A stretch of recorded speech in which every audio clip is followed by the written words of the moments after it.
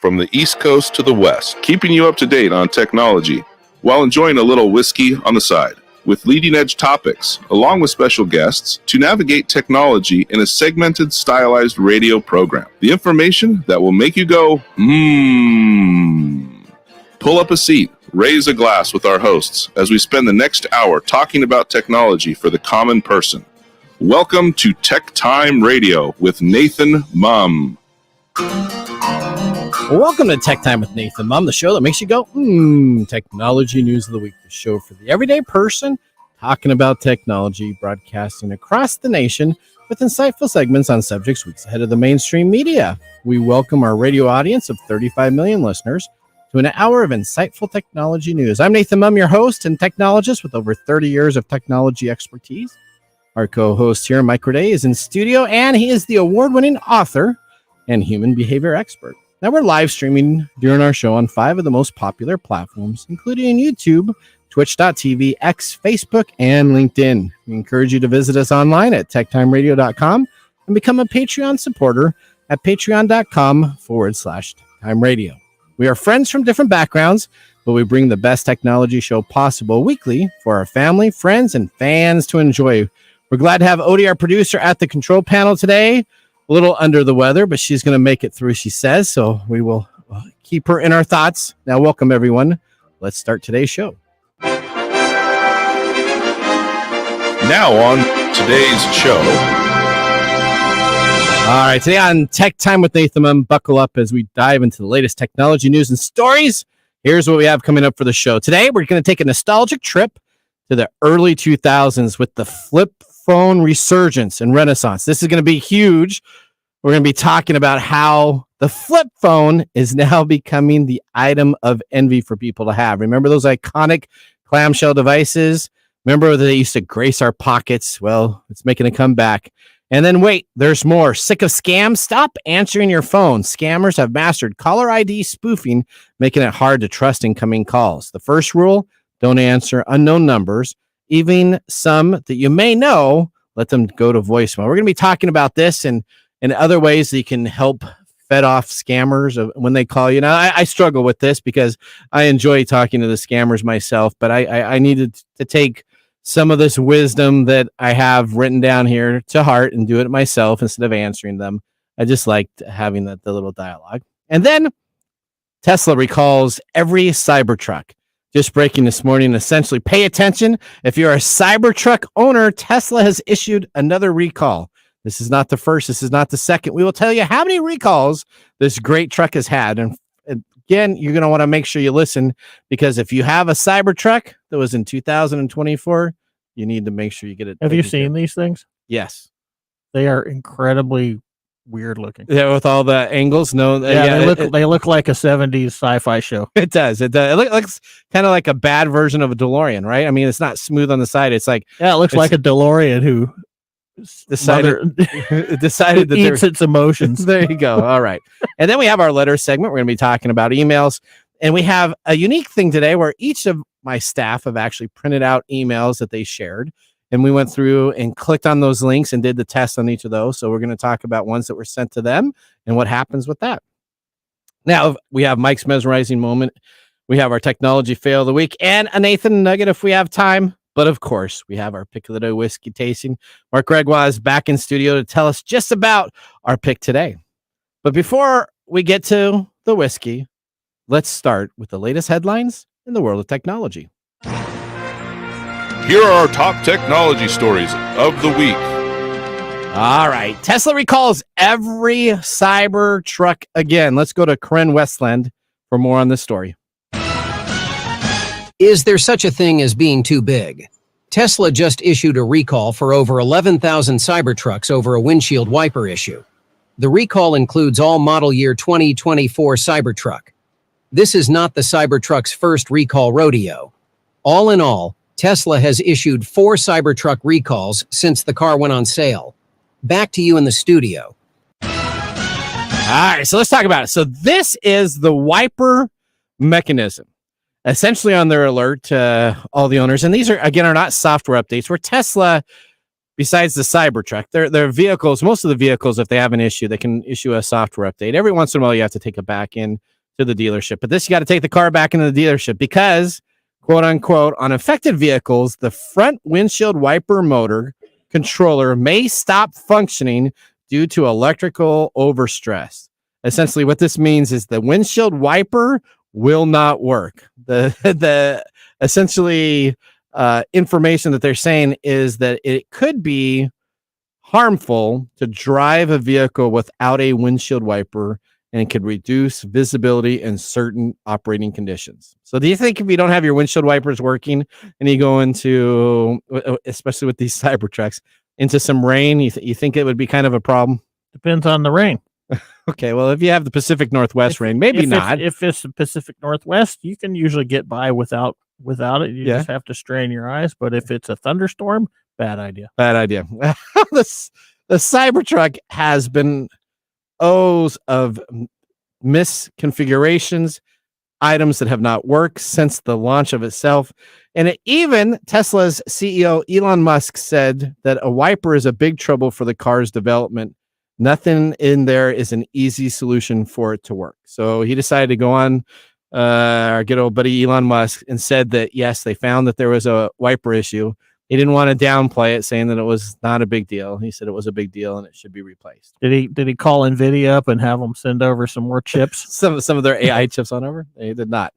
Again, as they said, this is not the first recall. The company recalled all the Cybertrucks it sold in April 2024 due to accelerator pad issues. Where it would just decide to go quicker, go faster. Yeah, it just decided to go. So your car can accidentally go quicker than it's supposed to and accelerate on its own. It doesn't have the windshield wipers work. I mean, these are things that the 1950s vehicles figured out. I don't know. Tesla's not really appearing in the news very well. It's not. So there you go. If you have a Cybertruck, we don't want to make fun of it, but you do need to take it into the service center. And I'll make fun of it. It is a funny looking vehicle. And they say right now the service centers are 3 to 4 weeks backlog. So if you go on in and you're like, say you're in Florida where sometimes it rains all the time, you're going to be waiting 3 to 4 weeks to get your vehicle back. So I guess you can drive yourself a Tesla X around. Maybe you should get a Chevy or a Ford. Ford, there you go. All right, Mike, I think you got story number 2. Well, would anybody be surprised after we've talked about things like the Walkman and all these other retro things coming back in camera, style? Right? Yeah. That flip phones are coming back into play. I you know what? I know 5 people that can buy anything that they want in money situations. So money is not an object. All of them have flip phones now. Yeah. So this is like a new trend. I think this is there may be some nostalgia to it. Okay. But I really think they hit it on the mark when they said the reason is that we have just become burnt out with our smartphones. Okay. And we just want something simpler. All right. Right? Because we spend an average person spends 5 hours. Yeah, Odie spends 8 a day. Yep. Yeah. Odie spends 9 hours a day. Yeah, 8. Her average was 8. It was on their smartphone, which equals 6 days a month or 12 days or 12 years out of a lifetime. Is that really 6 hours a day equals 12 years out of your lifetime? 5 hours a day equals 6 days a month. Yeah. And 12 years out of a lifetime. Wow. That's a long time to be on your phone.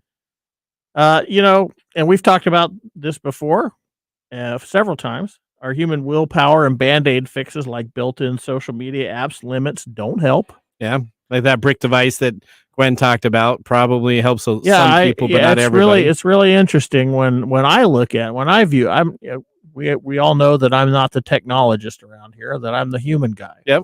Right. So when I look at these things that people are producing technologically, I'm like wondering what's the purpose of and why these exist. Okay. And some of this stuff is kind of insane if you think about it. So if you took an alcoholic, you had a problem with alcohol and you couldn't control that, would you give them an app? No. The best thing to do is to get the alcohol out of the house, right? Or get them away from the alcohol. Well, there's more to it than that, but that's a very quick way of dealing with an issue, right? Okay. So that's how they looked at this idea with the flip phones. All right.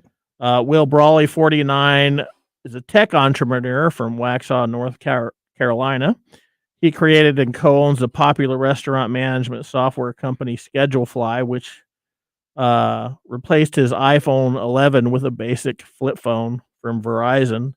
Okay. 4 years ago. And how's that working for him?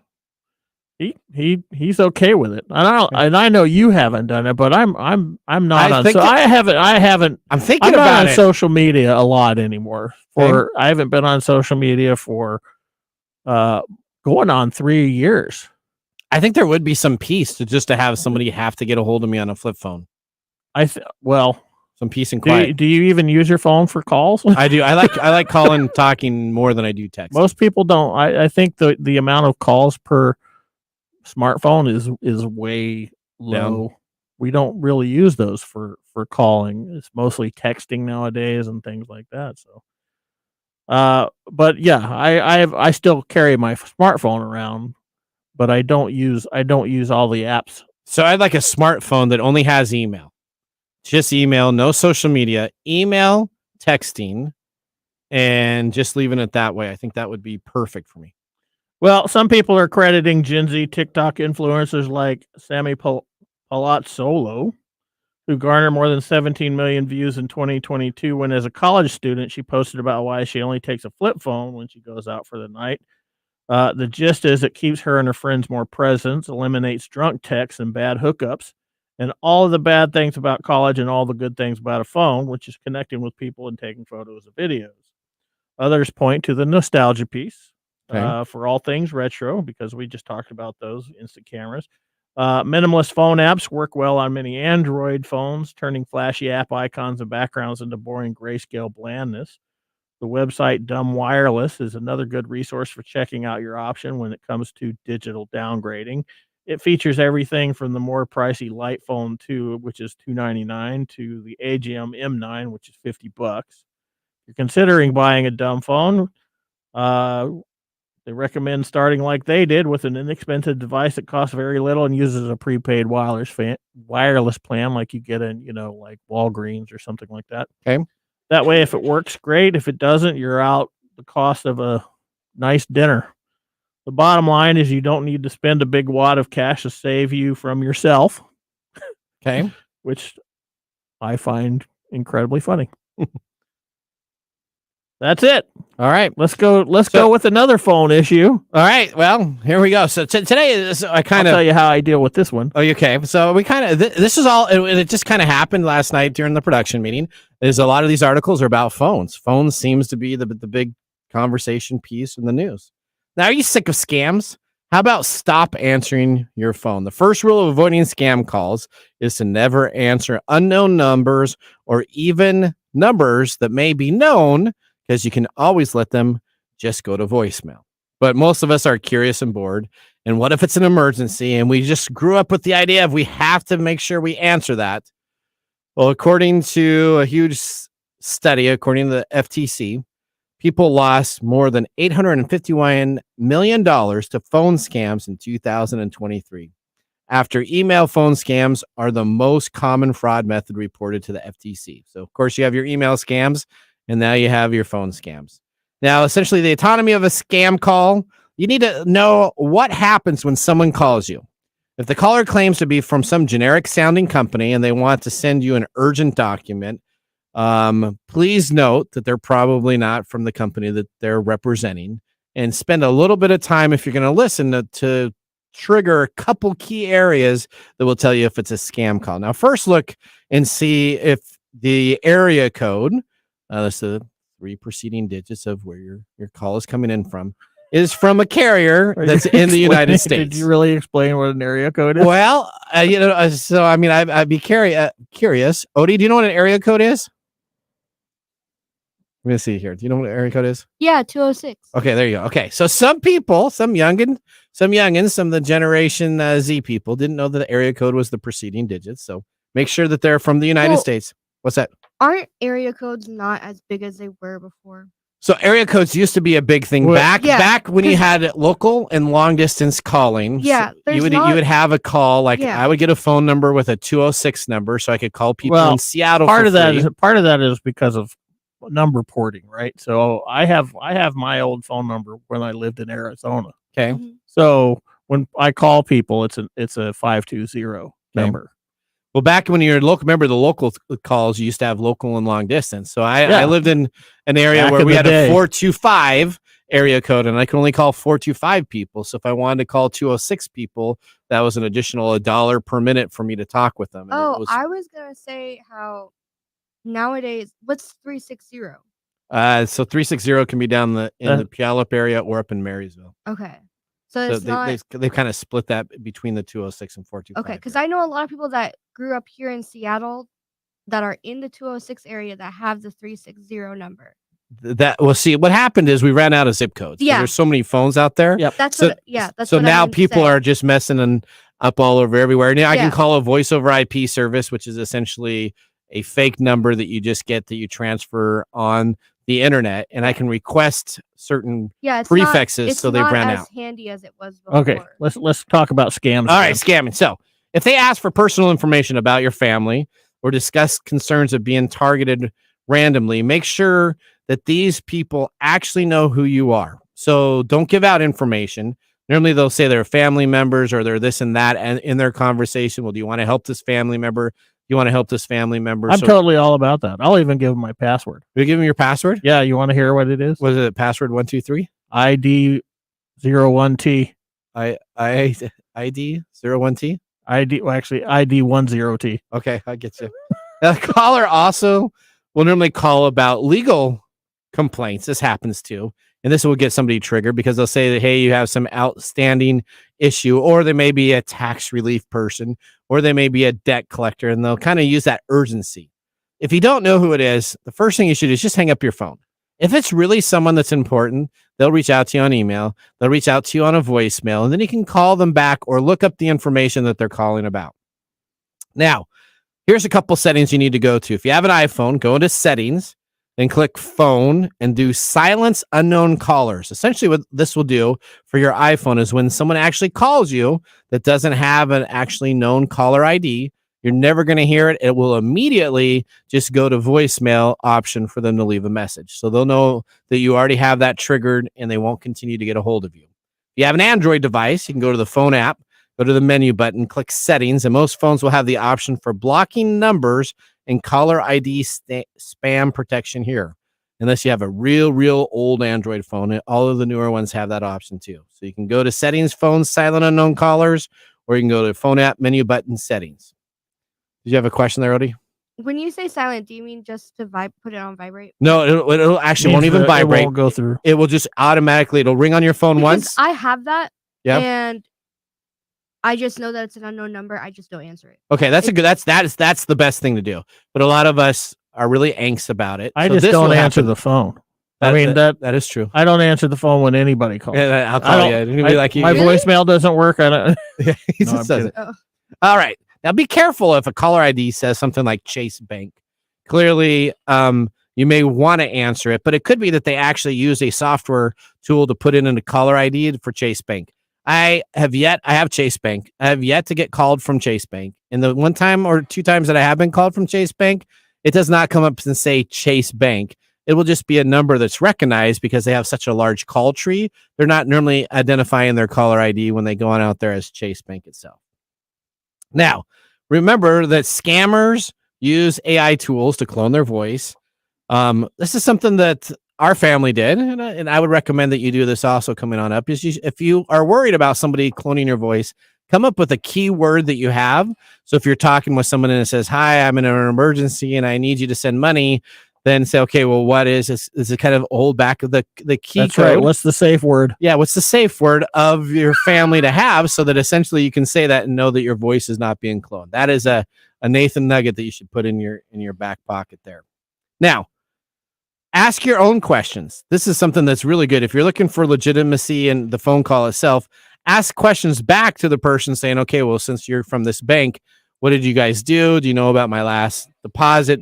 Try to trip them up. The more questions you ask, if they're scammers, they're getting paid and they'll get very frustrated and they'll end up normally hanging up on you.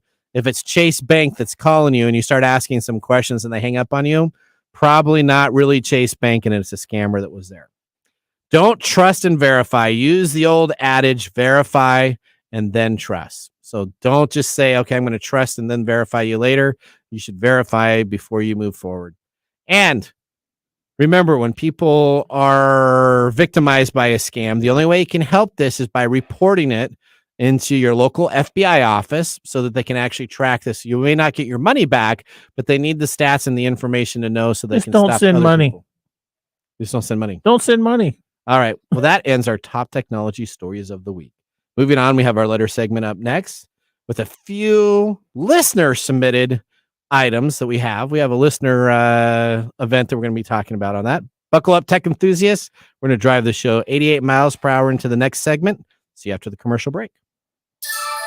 This is Mark and Greg for Copiers Northwest with a terrific offer called Printer Care Plus. It's simple. Buy HP printer cartridges from Copiers Northwest and we'll service your current printers for free. That sounds too good to be true. It's made possible due to our HP Copiers Northwest relationship. Copiers Northwest is an HP Platinum partner. One of only 2 in the entire Northwest. And now with Printer Care Plus, Copiers Northwest will provide free printer service. As long as they purchase genuine HP cartridges from Copiers Northwest. That's right. IT departments no longer have to service printers. Or fix paper jams with Printer Care Plus. They can focus on more strategic initiatives. And let our experienced technicians keep their HP printers up and running. Sounds like a love-love relationship for IT departments. Don't get too carried away. So how do they get more details on Printer Care Plus? Call Copiers Northwest today, 206-282-1200, or visit copiersnw.com.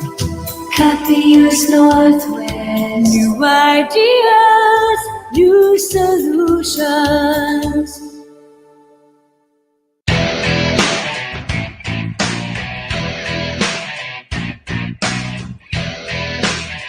All right, welcome back to Tech Time with Nathan Mumm. Our weekly show covers the top technology subjects without any political agenda. We verify the facts, and we do it with a sense of humor in less than 60 minutes. And, of course, with a little whiskey on the side today, Mark Gregoire, our whiskey connoisseur, is in studio.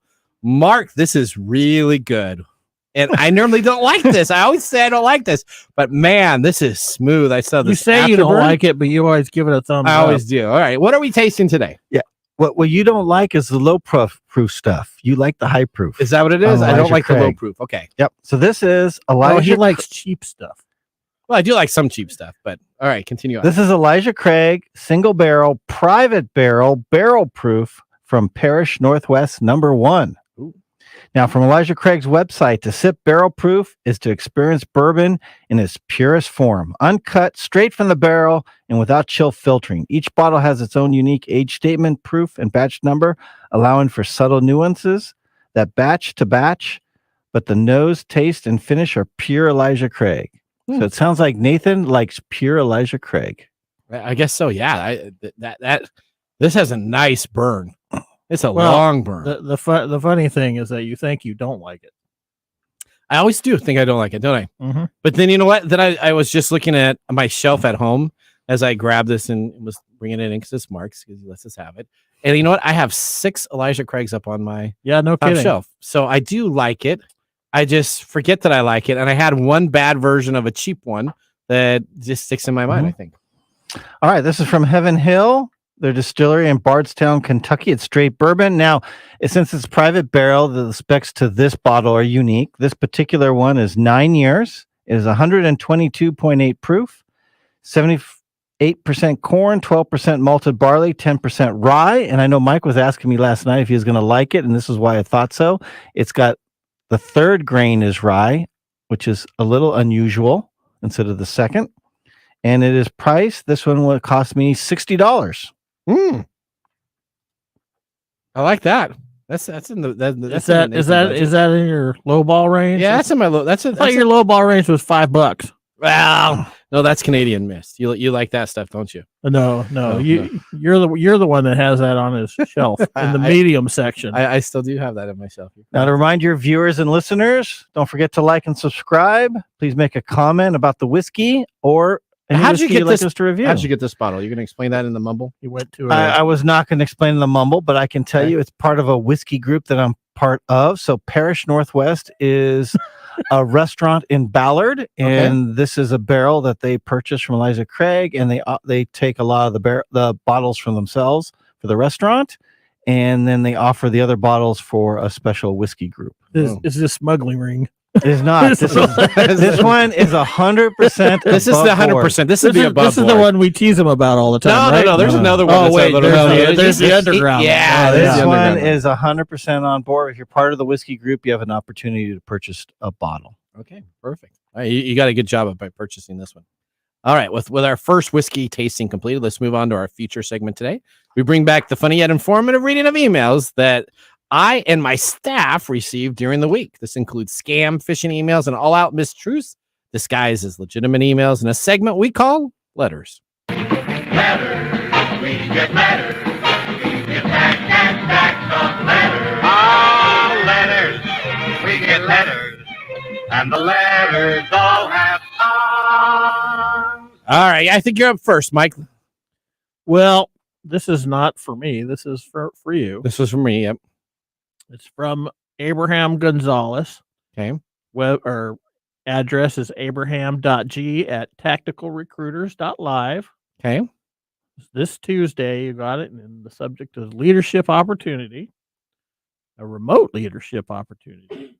Hello, Nathan. A very interesting opportunity for you that won't affect your role at EE Services, leveraging your leadership abilities for you better than possibly anything out there. Oh. Would it be okay to share some details with you? All my best. Abraham Gonzalez, Branch Department Supervisor, Territory Owner, Fulfillment. Okay. That sounds pretty legit. That sounds like a headhunter. It sounds like a headhunter. That's what it made to be sound like, kind of a headhunter. Okay, so why is this why would I suspect this at all? Okay, well, you probably wouldn't suspect that at all. And some people actually end up responding to this. This individual has nothing about leadership, and so I've reached out to a couple of these before just to kind of go through the scam aspect itself. And what he does is he'll actually get a whole bunch of information about what I like to do, what am I an expert in, and he'll go through like a whole interview process that you would if I'm going to do a radio show or if I'm going to do some podcast that they'll ask you questions. And I do this for our show too when we have guests come on in. And then what happens is after you send that information to him, he writes it all down. This person will never respond and ask you for any leadership. What they did is they created a profile for you.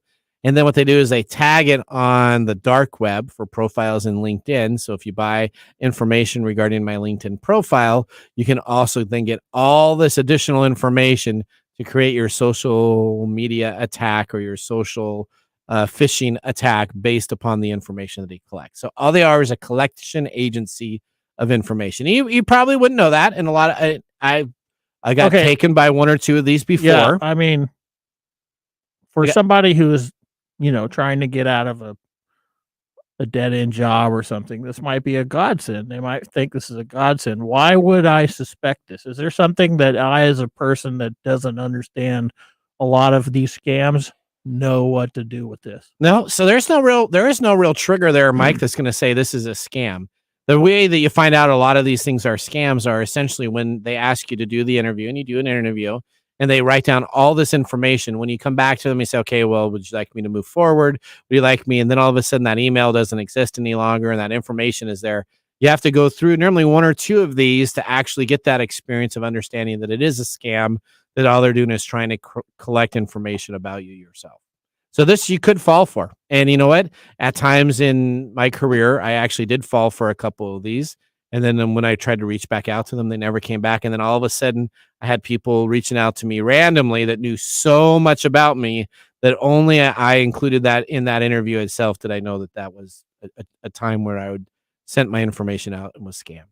Okay. All right. Well, that's a pretty interesting way of doing it. There you go. All right. I think, Odie, you're up next. This is an email to you. This was to my mom. Okay. It said it's from reply stuff at gccardgrabber.com. Okay. The subject line reads, "Delivered. We tried to reach you. Attention, my mom's email. You have received an alert and your email was successfully delivered on 6/12/2024. Please verify your email address to proceed. Open message here." Okay, so they have a link there for you to click on. Right. All right, so I clicked on the link itself. Yeah. And what it does is it to verify before they want to give me this card that I won, they want me to go and take a picture of a photo ID so they can make sure that I am legitimately the person that they're giving me a gift card to. Mhm. Now, I had no ID, and I took a picture of a business card instead and sent them to him. There was no follow-up, no information that came back on any of the aspects of it. It is just a hunt and search method of getting information, getting your ID, getting your credit information, because you'll have normally your driver's license. Some people end up putting their passports on these. They're looking for any photo ID, and a lot of people grab whatever is closest and available to them. Sometimes I've seen people where they had picture ID of where they worked, like at, let's say if you worked at Boeing or something like that, you take your Boeing ID and you scan it. Sometimes I've even seen people that have pictures of them on a credit card, use their credit card with their picture and send that in. So it's just a hunting aspect. There was no real gift card that was available there, but they wanted your picture ID to capture it so they could have that available. Yeah. So I'm sorry. All right, Mark, I think you're up next. So this one is one that was sent to personal email for Mark. Okay, yourself. Okay. Yeah, and it's a very, very common one. And surprisingly, the number of people that fall for it is fairly high. It's your Prime membership has expired. So many people have Amazon membership now that expired. Luckily, they didn't even put Amazon. You're just supposed to know it's Prime membership. Okay. And they said quickly, you need to update your payment details here and click the link. And the link is very interesting. It says confirm, but under it has a little star and it says available only today.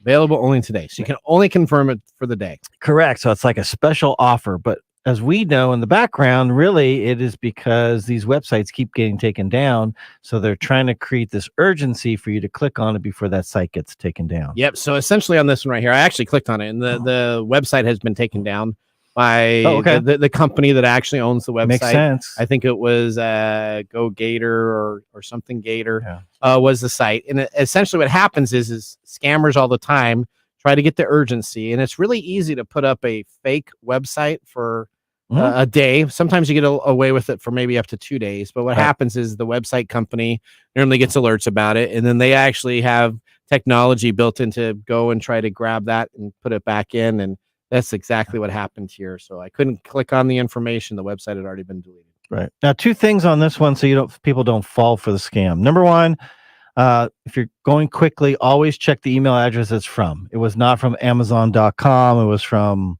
some crazy email address. Yep. And number two is, even if it is or seems legit, never click on a link in the email. Go to your Amazon Prime account directly and check it from there. And if you're using Amazon that much, you're logging in every other day. Correct. So you should know how to go into your account and get that taken care of.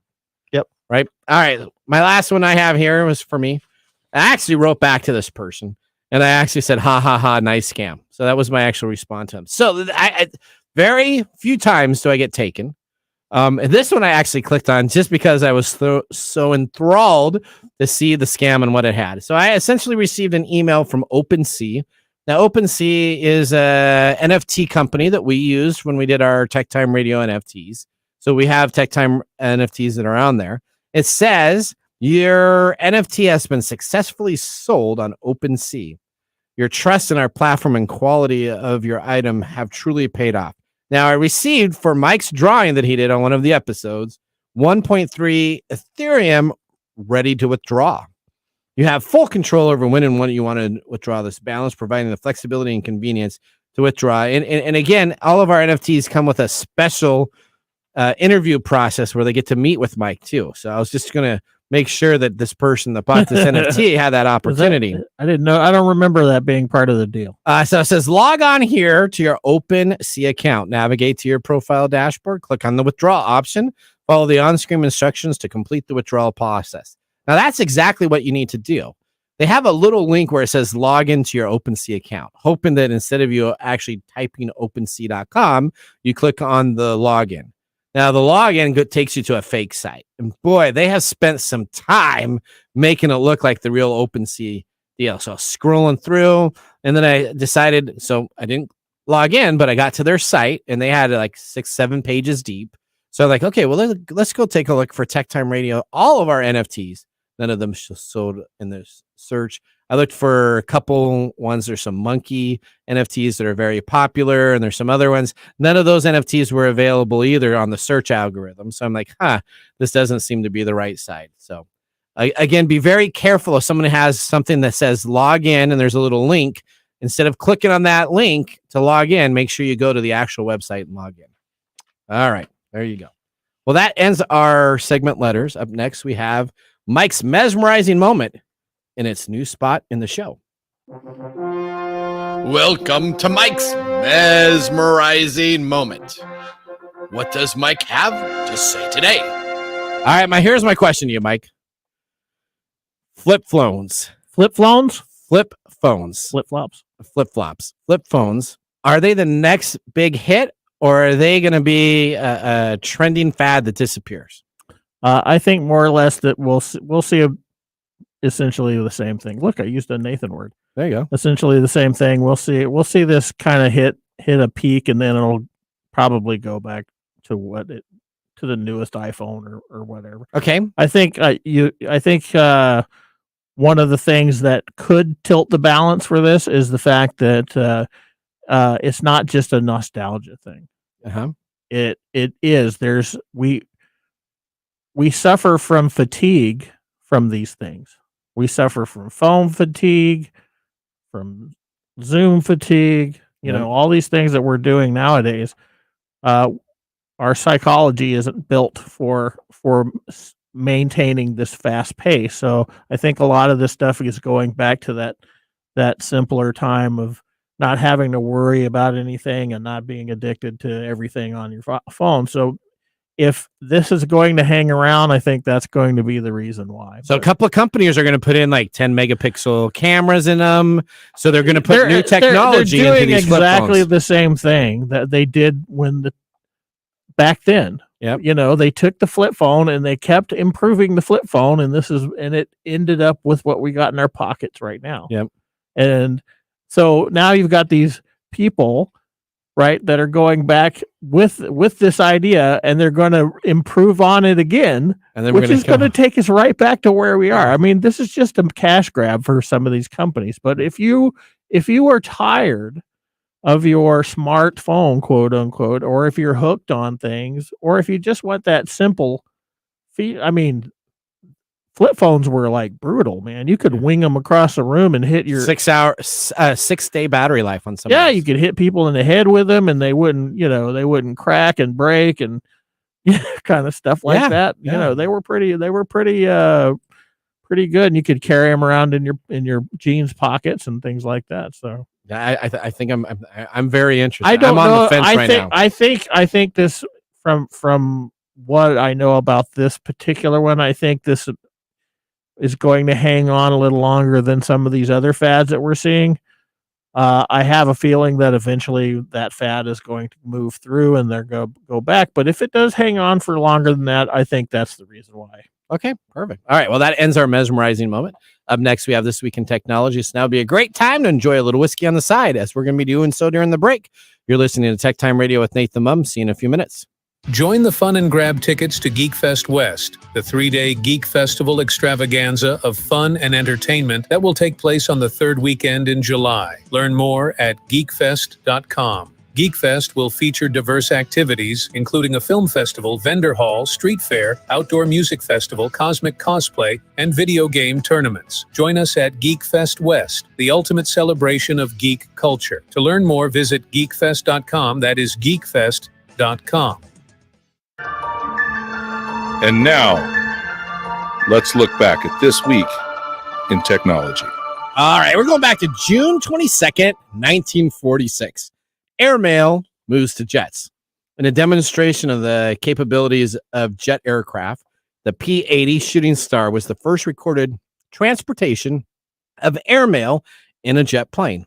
This occurred at General Electric's Air Force Research Laboratory in New York as an Army Air Force demonstration. Major Ken Chilstrom piloted the Shooting Star jet carrying small amounts of mail to Washington, D.C. and Chicago, Illinois. Now, 98% of all out-of-state postal deliveries are done via jet planes. That was interesting because when we actually pulled this on up, I was thinking this was the beginning of all airmail, but they had propellers and airmail all the way back to the early 1900s. Yeah, Orville and Wilbur delivered a letter. No. Yes. So in the 1900s was essentially the first time that air was used to transport it. This was the first time that jets were used. Well, guess what? That was This Week in Technology. If you ever wanted to watch some Tech Time history with over 200 weekly broadcasts spanning 5+ years of video, podcasts, and blog information, you can visit techtimeradio.com to watch our older shows. We're going to take a commercial break. When we return, we have Mark's Mumble Whiskey Review. See you after the break. Hello, my name is Arthur, and my life's work is connecting people with coffee. Story Coffee is a small batch specialty coffee company that uses technology to connect people to each product resource, which allows farmers to unlock their economic freedom. Try our Medium Roast Founder Series coffee, which is an exotic bourbon variety that is smooth, fresh, and elegant at storycoffee.com. That's STORI coffee.com. Today you can get your first bag free when you subscribe at storycoffee.com with code TechTime. That's STORI coffee.com. The segment we've been waiting all week for. Mark's Whiskey Mumble.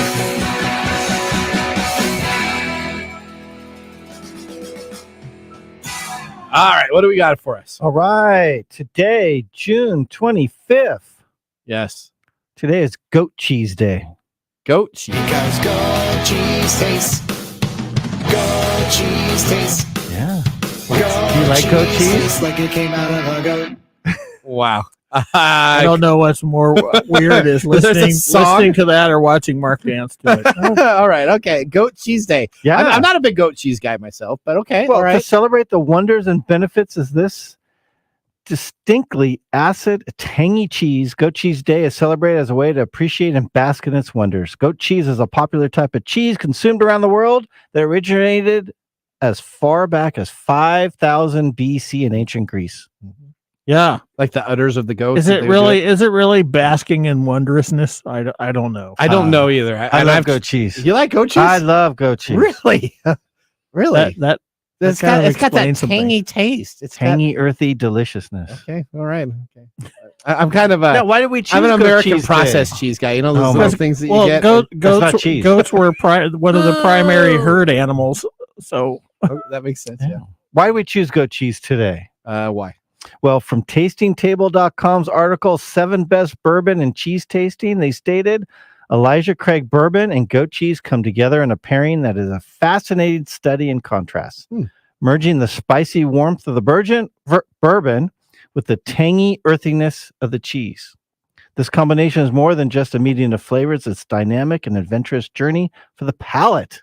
Okay. Now, Elijah Craig, known for its bold and spicy profile, presents an array of flavors that range from sweet vanilla and caramel to rich oak and warm spices, which I think you guys got today.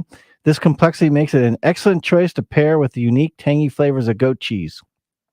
Goat cheese, which is known for the earthy and tart character, offers a creamy yet sharp contrast to the bourbon. Huh. So if you guys want to try it, sweet and sour. I brought some goat cheese. No, I got goat cheese. Goat cheese in the studio. Here I was fixing to make I was making a crack about licking pavement. So try it with a little bit of the bourbon and see how it goes. All right, My sister's been trying to get me to eat goat cheese for the longest time. I might give in today. There you go. This one is called Humboldt Fog. It's a delicious goat cheese. If you're not big on goat cheese, delicious goat cheese? Don't eat the ash part. I love that part, but that one is pretty. You need to be a cheese lover. Does it taste like it came Eat the from a creamy goat? part. I think we just need to sit around and watch Nathan. Wow, though. Hang on. Does it Before go? Wow. Yes. It's kind of like that sugary and sour and the chocolate and salt. Wow. Yeah. Now, I love Elijah Craig barrel proofs, as we know here. In one of our past shows, we actually put private barrels against Elijah Craig's standard releases. And for me, it was not even close. The standard releases are always my winner. So much so, I stopped even buying private reserve.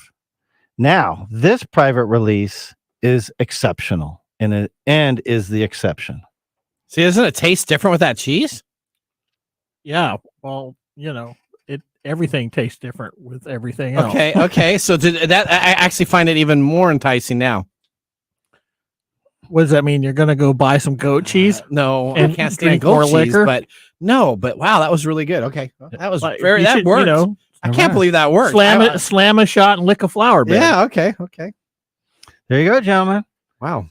Food pairs with bourbon. And this is on your top shelf, or is this on your medium shelf? Where does this sit on your shelf at home?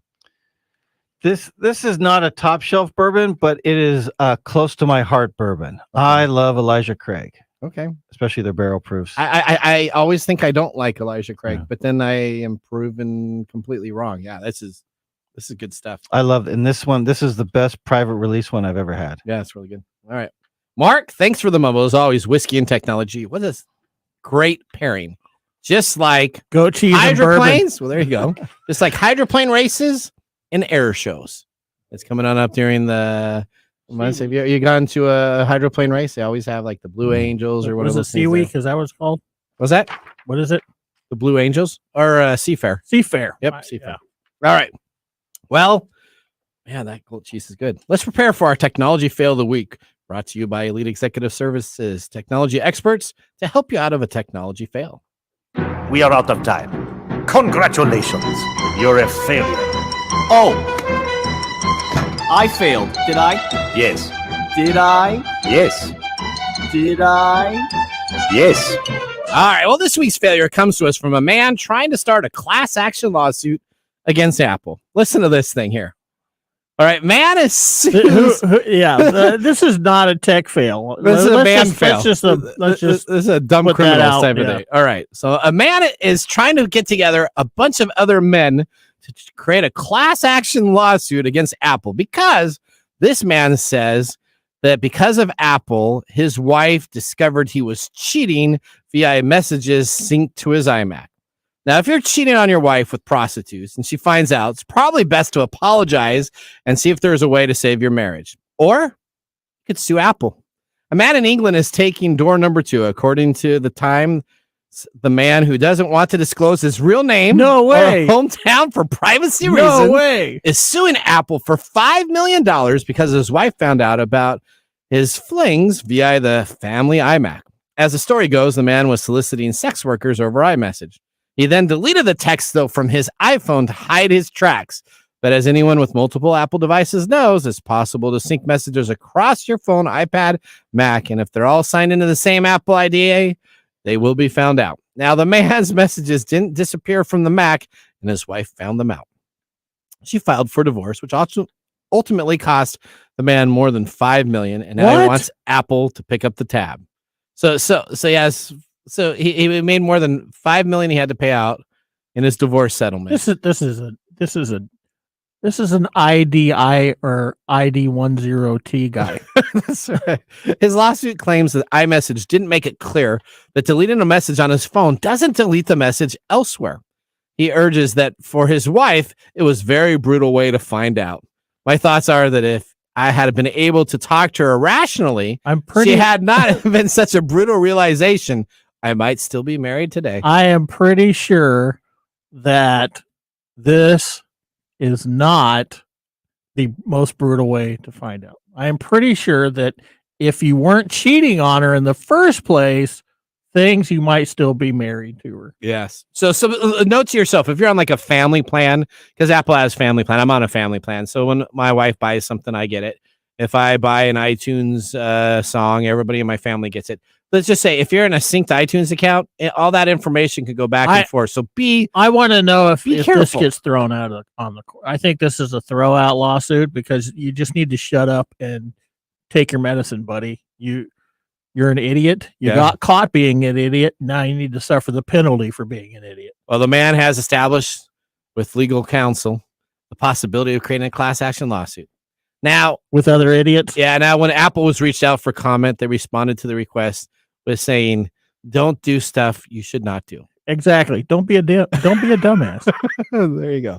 All right. Well, we're going to head out to our last commercial break. When we return, we have the Nathan Nugget of the Week. We'll see you after this. How to See a Man About a Dog. It combines darkly comic short stories, powerful poems, and pulp fiction prose to create a heartbreaking and hilarious journey readers will not soon forget. Read How to See a Man About a Dog, collected writings, for free with Kindle Unlimited. Ebook available on Kindle, print copies available on Amazon the Bookpository, and more.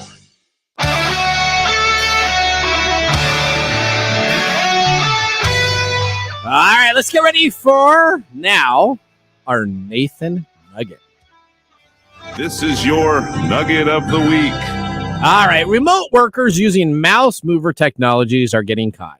Again, we got like two dumb people back to back. All right, so last month, Wells Fargo reportedly fired over a dozen employees for using tools that fake productivity at work.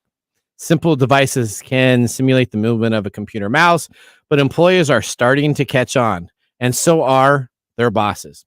According to a report from Bloomberg based on disclosures filed with the Financial Industries Regulatory Authority, last month, Wells Fargo fired more than a dozen employees after an investigation revealed they were using devices or apps to simulate productivity on their computers.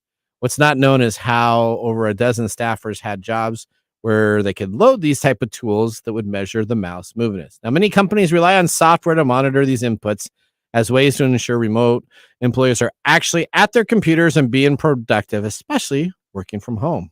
As a remote worker, you have to make sure that you're actually using the tools that you are provided from the company itself and not trying to fake the system. As tools grow more sophisticated, so does the ability to spot patterns. However random they may seem that a mouse jiggler is in use, do not use it for your main core job. Now, here's the thing. I've seen some real creative YouTube videos on this. And I've seen people that they have like remote control cars moving their mouse and fans moving their mouse. And that probably, to be honest, these 10 workers, 12 workers, however many they were with Wells Fargo, probably still have their jobs if they did the old-fashioned way of having a mouse move. But what happens is these people get lazy and they load third-party software on their machines to simulate mouse movement. As an IT expert, we can always go in and see what software is loaded on your machines. So if you're going to be trying to fake the system with having simulated mouse movements, do not load the software on your computer because you will be found out. All right. I don't have any comment. You don't have any comment? This is all ridiculousness to Yeah. the nth degree. Yeah. We've talked about this before. We have. And Should a company have all these tools to? Remember that one that we talked about a couple years back, where it takes photos, snapshots of your every like 15 seconds or some weird stuff. Make like sure that. you're sitting in front of your computer. That's to me, that's a you should not be working for. And that was company. a bank. That was actually a Chase Bank itself. So we got Wells Fargo that laid off people, and that one that was doing that type of technology is Chase Bank. So that what that tells me is in the banking industry, they must have a lot of remote workers nowadays doing customer support tools. Yeah, they just sit at their homes and do whatever needs to be taken care of. And when they get a call in, they answer it to do the support that they get. You should, it shouldn't be. Is this for downtime work? If there's downtime work, yeah, don't get butthurt over it. Yeah. If they're not on the call with the customer, if a customer is calling in and they're not answering the call, that's when you should be worried. If they have scut work that needs to be done, yeah, and you're using a mouse jiggler, I don't know. Just yeah. All right. You know what? Now I think we need to go to our pick of the day. Just whiskey drink tasting. some bourbon and eat cheese. And now our pick of the day for our whiskey tastings. Let's see what bubbles to the top. All right, Mark, what do we have today? Today is Elijah Craig, single barrel, private barrel, barrel proof. It's from Parish Northwest, number 1, which is a restaurant in Ballard owned by Tommy Patrick, who chose this bottle. He also owns the Ballard Cut, one of the best whiskey bars in the country. Okay. This bourbon is 9 years, 122.8 proof. It was $60. $60. All right, we'll start with you, Mike. Thumbs up or thumbs down? I always give Elijah a thumbs up. Give it a thumbs up. Yeah. I always think that I don't like Elijah Craig, and But you give it a thumbs up. I'm going to give this. I look for Elijah the Craig cheese when was I'm really out. good, though. The cheese was. Yeah, that Elijah was Craig really good. barrel proof is one of the best deals on the market. Proof per Hey, dollar. Mark, you succeeded in selling cheese today, not bourbon. Ah, nice. Well, no, I think bourbon too. I think you know what? Nathan's going to go home and get goat cheese. It's the pairing. I don't know. It was the pairing. I would never eat goat cheese individually, but that was actually really good. That was really good. All right. Well, Yeah, it was funny watching him eat it before he took the bourbon. It was and then I said, all right. Well, Mike and listeners, we're about out of time. We want to thank you for listening to our show.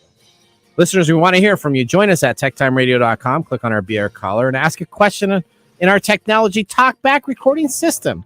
You can always stay connected by signing on up on our website, and you can always go and visit all of our Mumble information at the very bottom of our website page itself. Well, guys, what did you think of the new format? We're changing up something here. We actually got through on time, and everything is going to be going. I think that's going to be a thumbs up. I like it. I do want to make sure that you know that where Bites collide, circus sings, and geeks reign supreme. I'm your host, Nathan Mumm, signing off with a binary wink. See you next week. Later. Bye-bye. Thanks for joining us on TechTime Radio. We hope that you had a chance to have that moment today in technology. The fun doesn't stop there.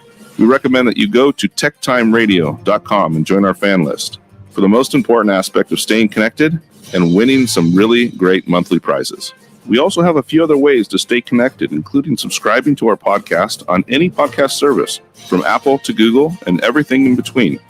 We're also on YouTube, so check us out on youtube.com/techtimeradio, all one word. We hope you enjoyed the show as much as we did making it for you. From all of us at TechTime Radio, remember, Mum's the word. Have a safe and fantastic week.